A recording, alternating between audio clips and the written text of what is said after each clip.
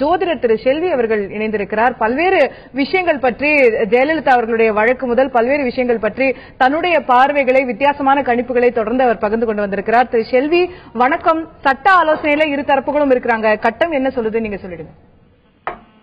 வணக்கம்மா. முதலில் பாத்தீங்கன்னா இந்த ஜெயலலிதா மேடம் இறந்ததுல இருந்து பாத்தீங்கன்னா 5/12/2016 இருந்து அந்த அம்மா இறந்ததுல இருந்து இன்னைக்கு இவ்வளவு பிரச்சனைகள் இருக்கிறதுக்கு அந்த அம்மாவுடைய திதி நாங்க ஜோதிடத்தில் சொல்லுவோம். கனிஷ்டா பஞ்சமி திதியில இறந்தது. இப்பொழுது பார்த்தீர்கள் என்றால் இன்னைக்கு இந்த தீர்ப்பு 14/6/2018 வரக்கூடிய தீர்ப்பு கூட பாத்தீங்கன்னா இன்னைக்கு மிருகசீரிஷம் நட்சத்திரம் தான் 3:56 வரைக்கும் இருக்கு.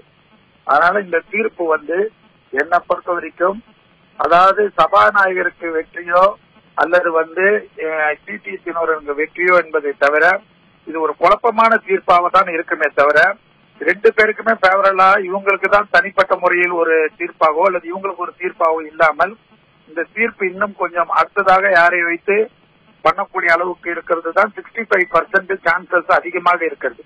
அப்படி அதுக்கு மேல அதோட வேற ஏதாவது கணிப்பாக பார்த்தா கூட டிடிவி தினகரனுக்கு இப்பொழுது பேசக்கூடிய இந்த நாள் சரியாக இல்லை என்பது அவருக்கு அது பேவரலாகவும் இருக்கிறதுக்கு சான்ஸே கிடையாது என்பதுதான் ஜோதிடத்தில் சொல்லக்கூடிய விஷயம். ஒரு குழப்பமான தீர்ப்பு. அதுல அரசு தரப்புக்கு சாதகமா இருக்க வாய்ப்பு இருந்தாலும் இருக்கலாமே தவிர திரு தினகரன் தரப்புக்கு நிச்சயமா இல்லைன்னு சொல்றீங்க. ஆமா, அரசு தரப்புக்கு என்பது எப்படின்னா சாதகமானா இந்த தீர்ப்புக்கு குழப்பம் வந்தாலும் அரசு தரப்புக்கு சாதகம். ஏனென்றால் சிஎம் உடைய ராசி டெப்டி சிஎம் உடைய ராசிக்கு இப்போதைக்கு அவங்களுக்கு கொஞ்சம் இந்த காலகட்டத்தில் பேவரலாக இருக்கிறது. ஆவணி மாசத்துக்கு வரைக்கும் அந்த அமைப்பில் எந்த பாதிப்பும் இல்லை இருக்காது என்பதுதான் ஜோதிடத்தினுடைய அமைப்பு. ஆவணிக்கு அப்புறம் வரக்கூடிய புரட்டாசியிலிருந்து தான் இந்த குழப்பங்கள் மேலும் இப்பொழுது நடக்கக்கூடிய இந்த விளம்பி வருடமே ஒரு குழம்பி வருடம் தான்.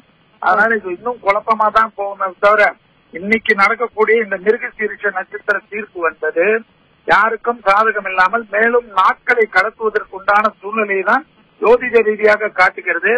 மேலும் அது எப்படி வந்தாலும் டிடிவி அவர்களுடைய அணியை சார்ந்த 18 எம்எல்ஏக்கு இன்னைக்கு ஒரு விமோசனம் கிடைப்பதற்கு சான்ஸ் கிடையாது.